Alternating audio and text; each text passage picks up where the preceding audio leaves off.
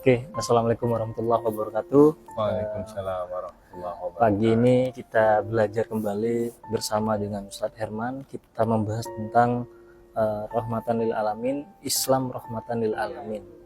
Nah, ini dikaitkan dengan kehidupan kita sehari-hari, salah satunya terkait lingkungan. Nah, kita di sini coba tanya kepada Ustadz Herman, apa sih makna dari Islam rahmatan lil alamin? Bagaimana, Ustadz? Ya, terima kasih Mas Dani.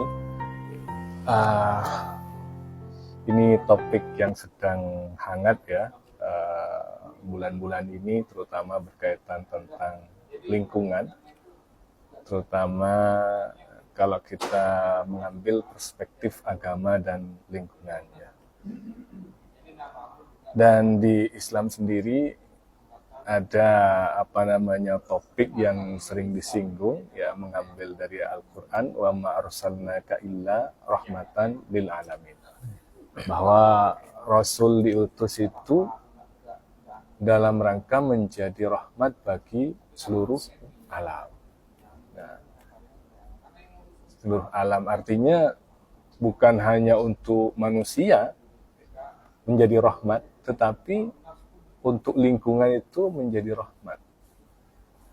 Artinya ada kepedulian, penjagaan kita terhadap lingkungan. Jadi itu mungkin berkaitan tentang rahmat lil alamin. Oke, baik, terima kasih Ustadz. Lalu rahmatan lil alamin ini jika dikaitkan dengan lingkungan, apakah ada korelasinya? Ya jelas ada korelasinya berkaitan tentang lingkungan. Bahkan kalau saya mengambil kesimpulan, ya menjaga lingkungan itu sebenarnya bagian dari agama. Hifdzul bi'ah minaddin. Jadi menjaga lingkungan itu termasuk bagian dari agama. Jadi ada banyak teks-teks dalam Al-Quran ataupun juga teks-teks dalam hadis yang berkaitan tentang kepedulian terhadap lingkungan. Bahkan Rasulullah SAW dulu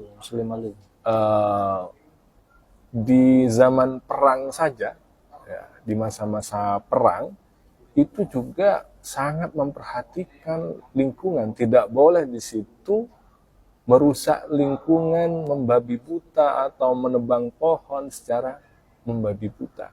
Itu dalam konteks perang, apalagi kita di negeri ini tidak dalam konteks perang. Oke, Ustadz. Ini sangat berkaitan sekali ya dengan kehidupan kita sehari-hari. Ya, di mahasiswa juga. Betul. Saya kemarin. Oke, mungkin ya Ustadz, apa terkait secara mahasiswa bagaimana untuk menanggapi ataupun mengetahui dalam lingkup kampus lah terkait rahmatan lil alamin terhadap lingkungan. Ya, memang saya sebagai dosen agama di Universitas Dr. Subandi memang ingin dan sudah menerapkan bahwa dalam materi-materi itu tidak hanya sekedar teori, tapi juga ada praktek. Karena ilmu itu senantiasa memanggil untuk dipraktekkan. Kalau menurut Imam Sufyan Tsauri, al-ilmu yahtif bil amal. Jadi ilmu itu senantiasa memanggil amal. Kalau misalnya dipraktekkan, maka ilmu itu akan menetap, akan kokoh, akan semakin kuat. Tetapi kalau misalnya tidak diamalkan, maka ya sedikit demi sedikit akan hilang. Termasuk kemarin kita mengadakan di kampus, ya juga di masjid, kampanye lingkungan. Yakni kita mengambil tagline hifdzul bi'ah minaddin. Jadi menjaga lingkungan itu termasuk bagian dari agama. Jadi ada kampanye untuk menjaga lingkungan, ya, supaya mahasiswa tidak hanya teori, tapi prakteknya misalnya kurang belum dilakukan ya. Oke, Ustadz, ini cukup menarik ya. Mungkin dari rahmatan lil alamin terhadap lingkungan ini ada kesimpulan mungkin atau ada kesan-kesan yang ingin disampaikan, Ustadz, bagaimana mungkin?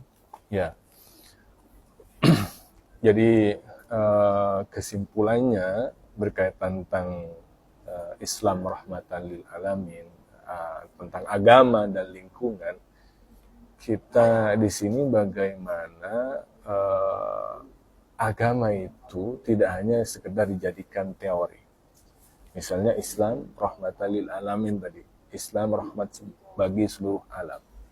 Nah, bagaimana itu kita praktekkan dalam lingkungan nyata? Misalnya dalam hal lingkungan, bagaimana? Misalnya dalam hal sampah saja.